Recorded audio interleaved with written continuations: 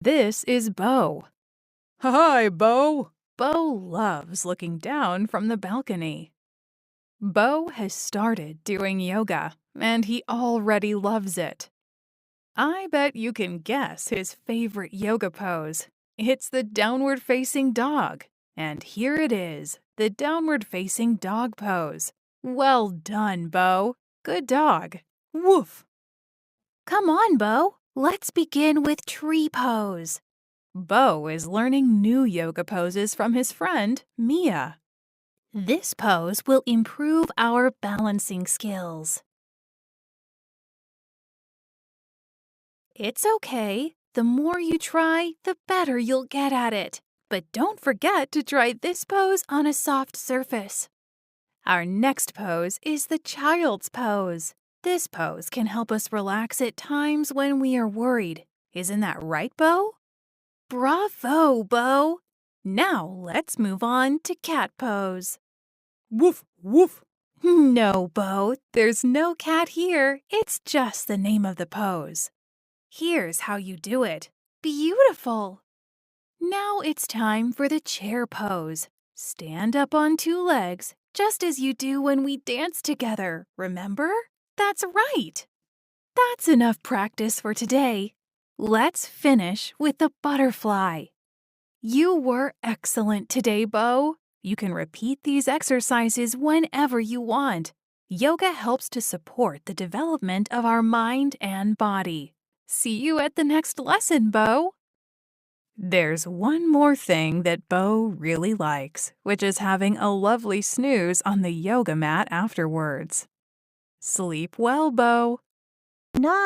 At the end of a tiring day, Flamingo went to her grandmother and said, I'm so tired, Grandma. Good night. And went off to her own spot. She lifted one leg and tucked it under her body. That's how flamingos sleep, standing on one leg.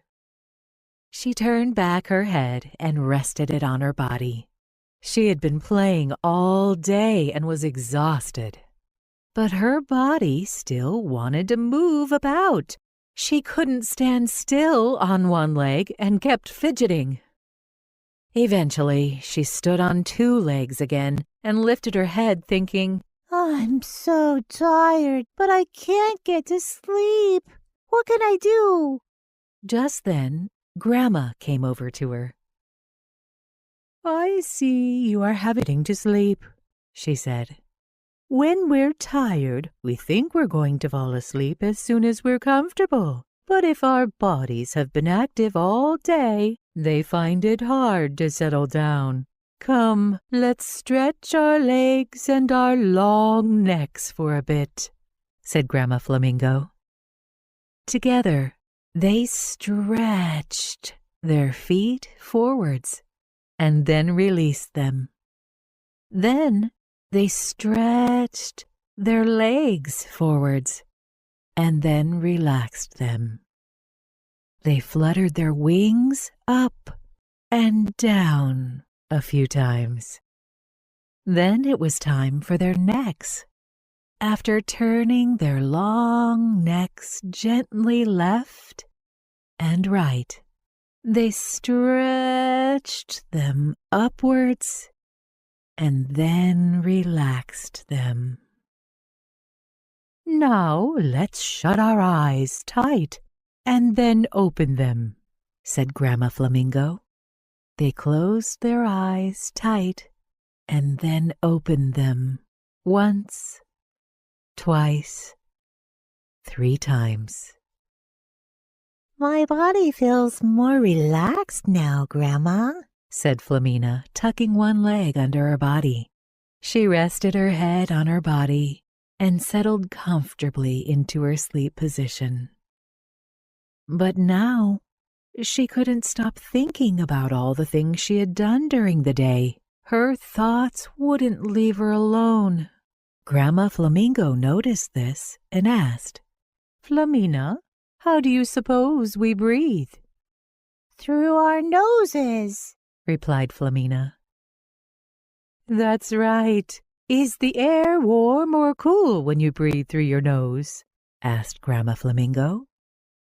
Cool, Replied Flamina, adding, but it's warm when I breathe out. Okay, let's monitor when we breathe in and when we breathe out. First, it's cool, and then it's warm, said Grandma Flamingo. Flamina monitored her breathing, and her thoughts floated away. And so, as the lake rippled calmly under a starlit sky, Flamina Flamingo fell fast asleep. I learned that light and dark, night and day, hot and cold, are opposites that complement each other.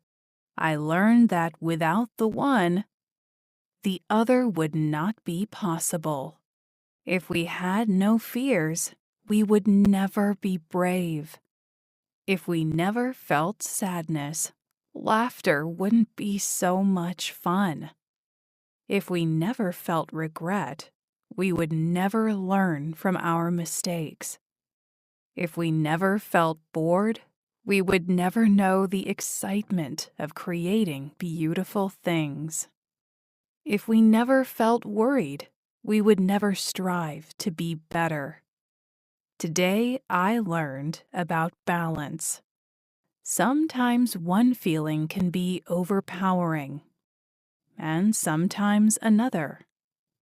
I learned that I can feel good by keeping my feelings in balance.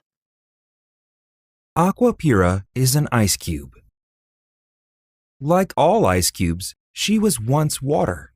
She would flow this way and that, however she wished, gliding down rivers and merging into seas.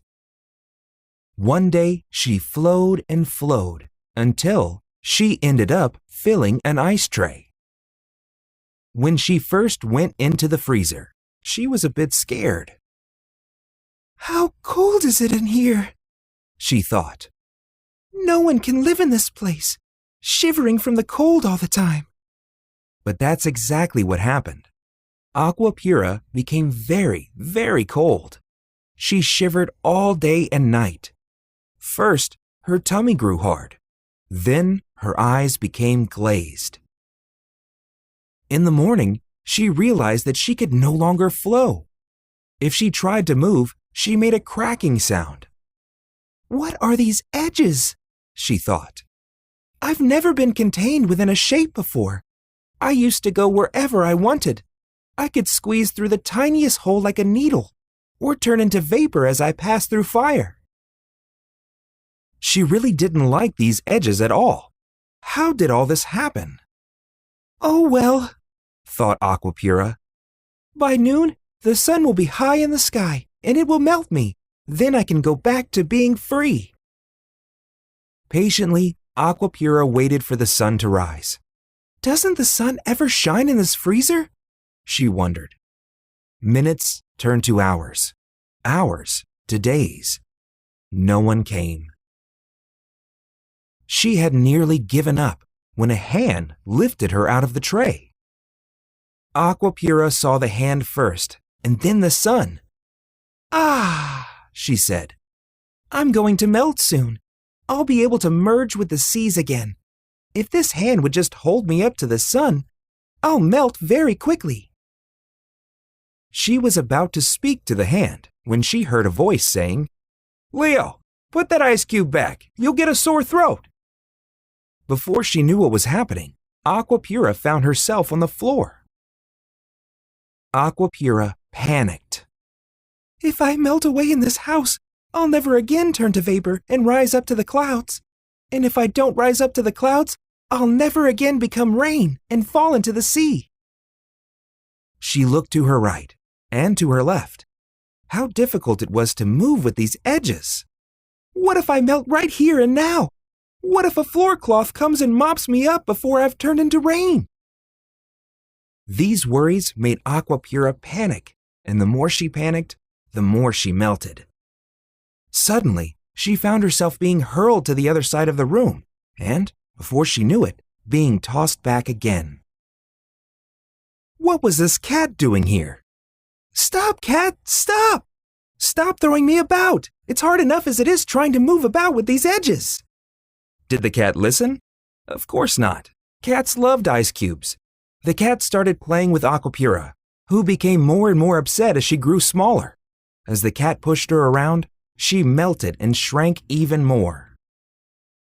Then, suddenly, something happened. Aquapura found herself flying through the air. Mr. Cat, who clearly loved playing with Aquapura, had done a running jump at her and given her another whack with his paw. Aquapura had gone flying through the balcony door. She landed in a flower pot full of soil. Looking up, she first smelt its scent, and then she saw it standing above her. A beautiful rose. "I'm so glad you're here," said Rose to Aquapura. "My soil has dried up." Aquapura had spent many years traveling as she wished. She had flowed here and there, filling rivers till they overflowed. But this was the first time she was giving life to such a beautiful flower. Even as a mere drop of water, Aquapura had dreamed of giving life to flowers, but had forgotten about this dream as she grew into a puddle. However, she remembered it the moment she set eyes on Rose. Perhaps we need to accept our edges instead of trying to break free of them. The moment Aquapura learned how to move around with them, she found herself in a place she really wanted to be, a flower pot. Aquapura melted serenely into Rose's soil. Rose drank her and perspired. And as Rose perspired, Aquapura turned into vapor and blended into the air again. Once more, she found herself in a cycle of nature where she wanted to be. Even though this cycle was familiar, she felt different now because she was no longer afraid of her edges.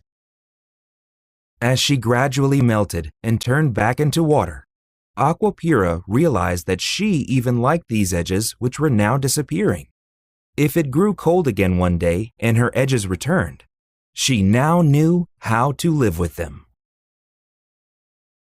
First of all, I want you to know that feeling angry is as natural as feeling happy.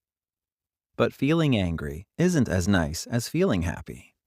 That's why we might do things we don't intend when we're angry. So, what can we do to ease ourselves through moments of anger? Come, let's find out together. The first thing to do when we realize that we're angry could be to pause. What do you think? Because pausing makes it easier to understand what we are really feeling. Sit up straight, with your legs crossed. If you like, you can lean against a wall and hold your favorite cuddly toy. Now, gently close your eyes and try to feel the softness of the toy you're holding. If you don't feel good with your eyes closed, you can try focusing on a particular point. Do you notice how your cuddly toy moves up and down with your tummy as you breathe? Your breath is always with you, whatever you are feeling. It never leaves you. Tell me, how do you breathe in? Are your breaths short and fast? Or long and slow? Now, take a deep breath. Check if it's your chest that rises or your tummy. And then let out that deep breath, as if you're blowing onto a feather. Take another deep breath, and again, gently blow out onto that imaginary feather. Can you repeat this 5 times at your own pace? Breathe in and breathe out. You can now gently open your eyes. If you still feel angry, try inhaling and exhaling a few more times. As you continue to do this, you will notice that you are becoming calm. Remember to practice this whenever you feel angry. No matter where you are, You can always follow these simple steps. Sometimes I feel as though I'm the only meerkat on Earth. At moments like these, I take the time to quietly watch what's happening around me. All the meerkat food is mine. I do whatever I want in the empty desert. I can play as much as I like in the pools of water. It's as if the whole planet and I are alone. Then in this huge desert I see a tiny claw, a long tail, and a friend with a noble face. Is anyone else there? Here they are, happy and familiar faces. Sometimes being together is just as nice as being the only meerkat on Earth. When its petals were open wide, the dandelion looked just like the sun. The bees and butterflies loved it. They couldn't get enough of its nectar. While they buzzed and fluttered from one flower to the next, the dandelion remained rooted to the spot. The dandelion really wanted to fly. It sighed and said, "I wish I could fly like you and see other places." But can a flower fly? From spring through summer, the dandelion remained a bright yellow color. Then, one day, it shriveled up. The bees and butterflies were busy collecting the nectar from other flowers. The dandelion felt so alone. On a starry night, it made its wish again. If only I could fly and see other places. But can a flower fly? The next morning, the dry dandelion slowly opened itself up again. It was now a ball of fluffy white seeds. The dandelion felt so light. A gentle wind blew, and off the seeds floated like little white stars. The dandelion's white fluffy seeds went far and wide, much farther than the bees and butterflies could go. Its wish had been granted. Those who saw the dandelion fly called it the wishing flower. All they had to do was blow on the fluffy seeds and make a wish. If the flower can fly, why don't you make a wish too? Come on, blow. Won't eat spinach. You've got a tough job if your mom is a picky eater. If I tell my mom we're having pasta for dinner, she'll wolf it down. If I say we're having meatballs and potatoes, she'll sit happily down at the table, no trouble. But if I say we're having a vegetable dish, she'll roll around on the floor in protest. It's not a joke. It's true. But I think all moms are the same. It's like there are no children whose moms aren't picky when it comes to food. We were talking about this at school the other day. My mom won't eat it either. When I insist, my mom hides behind the sofa and won't come out until bedtime. Arthur, who had been listening to us in silence, suddenly spoke up. What on earth are you all talking about? My mom even eats celery. We all stared at him in surprise. What? I said. Is there even such a thing as a mom who eats celery? Yes, he replied confidently. My mom gobbles down every kind of vegetable. Vegetables are full of vitamins, and our bodies need them. Our moms need to eat plenty of vegetables, too. But mine won't, I cried. Then Art told us what he did to encourage his mom to eat vegetables. I took notes as I listened to him intently. Back home from school that day, I prepared the spinach exactly as Arthur had described and waited for my mom to come home. Then the doorbell rang. Zzz! I need to use the bathroom really bad, and I'm starving. What's for dinner? Spinach! As soon as she heard the word spinach, my mom leaned sideways like the Leaning Tower of Pisa. Then she started throwing a tantrum. I won't eat it! I won't eat it! I'll never eat it! But this isn't any old spinach. It's a fun spinach surprise. My mom ran into the living room, threw herself on the couch, and started complaining. Because her head was buried in the cushions, kicking and punching, it was hard to make out what she was saying. I wanted some pizza or pasta with it! Mom, can you please look at me? I can't hear what you're saying. She didn't turn around. She just lifted her head and shouted at the top of her lungs, I'm not eating yucky spinach!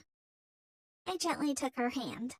Look, Mom, we're having spinach for dinner tonight. Come on, let's eat together. We'll chat while we have a nice, healthy meal, I said. My mom just carried on mumbling the same words over and over. I won't eat it, I won't eat it, I won't eat it. I waited a little bit longer and then said, well, all right then, but I'm starving. I'm going into the kitchen now and I'm going to start eating. I'll prepare a plate for you and leave it on the table. You can eat when you're hungry. Softly, I walked toward the kitchen. My mom seemed shocked she hadn't got her way. Suddenly, she jumped up and asked, so what's the surprise then? She'd buried her nose and cheeks so long in the cushions they were bright red. Her hair was a straggly mess and her makeup was smeared across her face. It was hard not to burst out laughing. Well, if you want to know, first wash your hands and face and then come into the kitchen, I said. Reluctantly, she pulled herself up and grumbled as she followed me. If you think I'm going to eat it, you're very much mistaken. Face washed and clothes changed, my mom sat down at the table. I placed a fun spinach burger in front of her, together with a glass of freshly squeezed orange juice. But you told me it was spinach. This is a burger, Mom complained, really stretching out that last syllable. No, this isn't any old burger, you know. This is a fun spinach burger. From now on, I'll prepare all the vegetables into shapes that you like. Then, once you've gotten used to the taste, we'll eat it in our usual meals and in the usual way. Arthur's trick had worked, and it looked like my mom had been won over. And because she was now so hungry and her mouth was watering, she said, I can't wait to taste this. Mom took a bite out of the burger, then chewed and chewed, and by the time she'd swallowed the last bite, there was a big smile on her face. Yum! Spinach is really tasty, my darling. Thank you so much, she said. Flushed with my success, I ruffled her hair and said, enjoy your meal, Mom. So, I'd finally gotten my mom to eat spinach. The first thing I was going to do tomorrow at school was to thank Arthur, and then learn some more fun vegetable recipes. Fun spinach burger to make with grown-ups. Ingredients: 2 onions finely chopped, 2 tablespoons of olive oil, 8 cups spinach chopped in a blender, 2.5 cups day-old breadcrumbs, 1 1/4 cups cheddar cheese grated, 3 tablespoons flour. Fry the onions in 1 tablespoon of oil for 10 minutes, then allow to cool. In a bowl, mix the cooled onions with the spinach, breadcrumbs, and grated cheddar. Whisk the egg in a jug and slowly add to the mixture, stirring to form a dough. Take a piece of the mixture and shape it into a burger. Dip it in the flour, and then fry it in 1 tablespoon of olive oil. Put it in a burger bun and add your favorite toppings. Bon appetit! Story of an umbrella that was thrown out after getting damaged in a big storm. What? Thrown out? I wasn't thrown out. I'm just resting for a while. Maybe I do let the rain through, but I can offer protection from the sun. In actual fact, I am not just an umbrella. Sometimes I'm a shield. Sometimes a walking stick. Who knows? Maybe I could be a lampshade. Maybe I could be a flower pot. If you want, we can play games together. You might find me being a boat on the sea, or a kite flying high in the sky, because I'm not just an umbrella. What else do you think I could be? There was a beautiful, beautiful cloud floating above my head. As I stared at it, bewitched, my mom and dad were gazing at me, similarly awestruck. They both had a pink cloud over their heads, too. Their clouds were touching each other. At first, I was determined to eat my pink cloud. My cloud was fluffy and bright pink and looked delicious. To eat my pink cloud, I needed sharp white teeth and long, strong arms. I had to patiently wait to grow old enough to have them. My hands got big. My arms and legs grew longer. I even managed to stand on my feet. My curiosity grew with me. My pearl-white teeth appeared. I was finally ready. I reached my hand to the sky. Whoa! I couldn't reach it. I tried again. I couldn't catch it. Whoa! I'll catch it with my legs, I said. It wasn't long before I learned the strange language of the adults. After years of wondering, it was now time to find out what this pink cloud really was. Hello, my name is Mino. Not a peep out of the pink cloud. Pink cloud! I realized that the pink cloud couldn't talk. Everything that I have learned in my life is due to watching those around me. So I decided to learn the secrets of the pink cloud by carefully observing people. On a spring day when the scent of flowers filled our house, my mom was sitting in front of the window reading a magazine. Her pink cloud was huge. Curious, I asked her, "Mommy, why is your pink cloud bigger than mine?" "Because I've been growing my pink cloud for many years, Mino." I had learned a very interesting thing about the pink cloud. So it got bigger over time. This made me very excited. But how was this? I decided to take my investigations outside. I opened the door to our house and ran into the garden. Our neighbor Auntie Tootie had cheeks as pink as her cloud. Old Auntie Tootie had only half a cloud. When I saw this, I wanted to take some of my pink cloud and add it to Auntie Tootie's. But I saw that we can't give our clouds to anyone else. I gave her a big hug and kissed her pink cheeks. Even if her pink cloud didn't fill out, it did become pinker. Our neighbor Lena's pink cloud was so pink and so big that it was spilling out of her window. Lena looked out and smiled at me. Delighted, I waved at her from the garden. It wasn't only people who had pink clouds. Tom Tom the cat, who came by our house every day, also had a pink cloud. I filled up Tom Tom's dish. He thanked me, and I smiled at him. Meow. I was just thinking I was about to solve the mystery of the pink cloud when... Ah! What's that?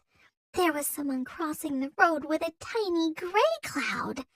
I stared in shock and surprise. I rushed back to my mom to ask her about it. Some people take great care of the pink cloud. They let it grow and they make it more beautiful. And some people forget about their cloud, so their cloud shrinks a little bit. Others become cross with their cloud, and these clouds lose their color. And with this answer, I solve the mystery of the pink cloud. The pink cloud contains our dreams. Some people have forgotten their dreams, and some dreams are only half completed. But there are those who reach for the sky and let their dreams get bigger and bigger. It was almost winter. The trees were gently letting go of their leaves. The sun made brief appearances, then disappeared. The on and off rain stopped Flynn and his friends from flying around and having fun. Flynn and the other flies had to wait in their nests for sunny weather so that they could play freely in the forest. Flynn spent most of the rainy days in his nest, painting pictures. One cold day, when the sun was hiding behind the clouds, Flynn saw a group of flamingos preparing to start their journey. I can't spend the whole winter hiding here, waiting for summer. Hey, all this preparation must mean you have a long journey ahead of you. Where are you going? My dear friend Flynn, I was just coming to say goodbye. We flamingos are about to hit the skies. We're going to a place where it's summer now. In other words, the land of summer. Oh, so you're going to a country where it's always summer? Oh, how wonderful that would be. We wouldn't need to travel at all. It's not summer all the time there. As winter is about to arrive here, in the land of summer, all the animals are getting ready to come out of hibernation and start enjoying the sun. When the weather starts to get cold over there, and our wings begin to feel the chill, the cold and rain here start to make way for the sun and warmth of summer. And that's when we'll come back, dear Flynn. So there's a way to always live in summer? Of course. Why else would we birds go to so much trouble? I've traveled the whole world, Flynn, so as your friend, you can trust what I'm telling you. That makes so much sense. You flamingos have found a great solution. Thank you so much. Take care, and don't forget about us, Flynn. See you in the summer. As the flamingos were setting off to the land of summer, Flynn watched them from a distance. What big wings the flamingos had. Could Flynn go to the land of summer? Flynn was excited to think he might be able to embark on such a big adventure with such tiny wings. There must be a way, he thought. As he thought and wondered, he found himself on a street near the city. Go into the house. Go into the store. Pandakata was drawing a picture in his room. He'd drawn a wonderful spaceship. He had just started coloring in his drawing when his mom called out to him. "Come on, it's time for bed." Reluctantly, Pandakata put down his crayons. He brushed his teeth. He put on his pajamas. He got into bed. His mom went to his room to wish him good night. "I don't want to go to sleep," Pandakata whimpered. "All pandas need to sleep," said his mom. "But whenever I go to bed, scary thoughts come into my head." His mom cuddled him affectionately. "I know," she said.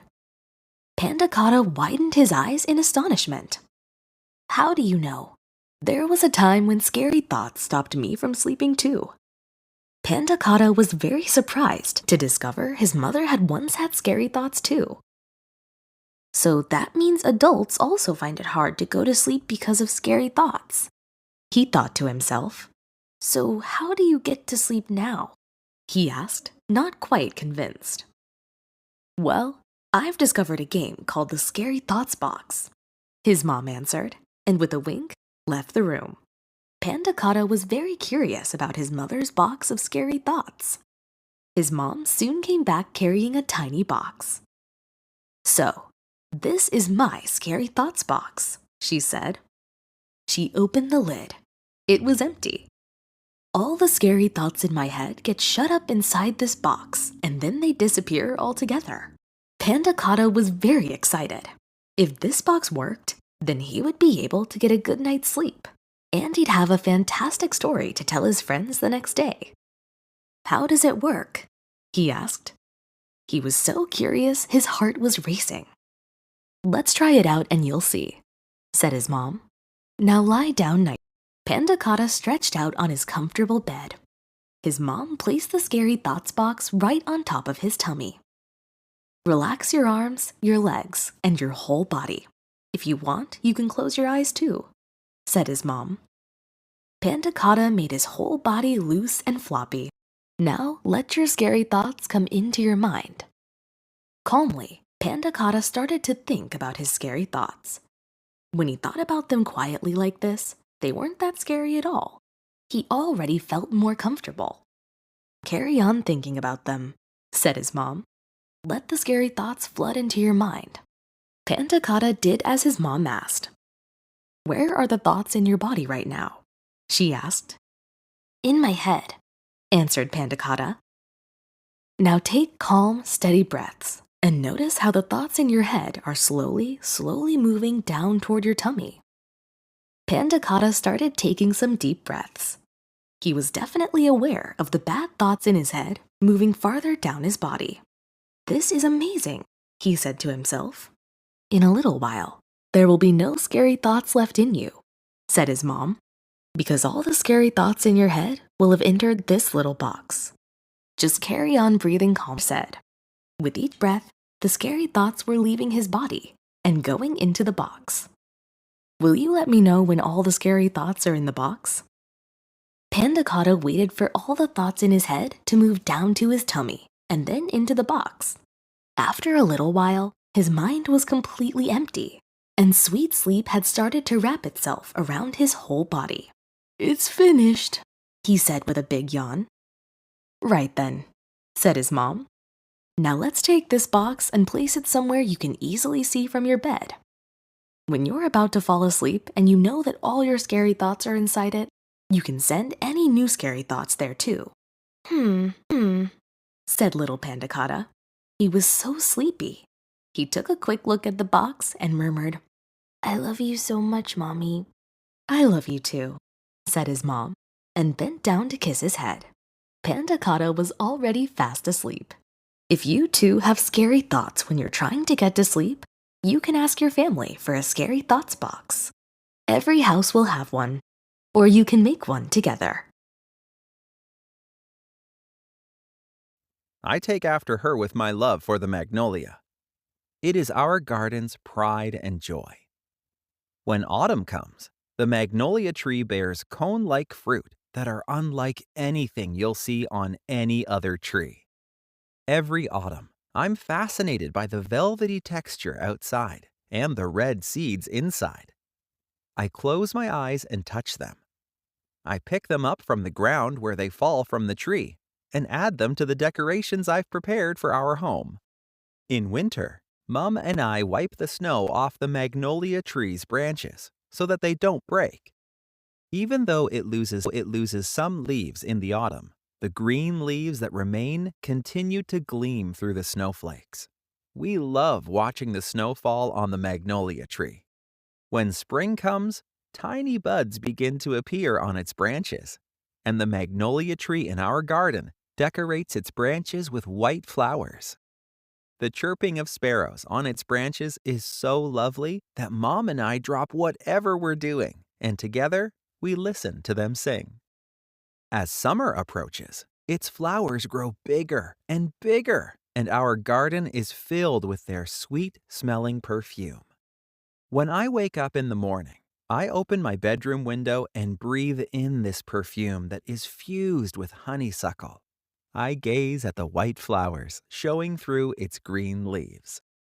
One day, while playing with my friend, I felt very thirsty. As I entered the kitchen, I was enveloped by the scent of the magnolia flower. I saw a magnolia flower on the table, put my nose against its huge open petals, and took a deep breath. Ah! It was as if all the beauties of the 4 seasons were encapsulated in this perfume. Suddenly, Mom said, "Never smell the magnolia flower." I was taken by surprise. All I'd done was smell it. What harm could come from that, I thought. If you smell the magnolia flower, its color will fade and it will wither away, said Mum. The beautiful white flower really did turn brown and began to spread a terrible smell. But I hadn't meant to harm it. In fact, I had only inhaled its scent to describe how beautiful it was. Why had the flower withered? I had watched the magnolia throughout 4 seasons.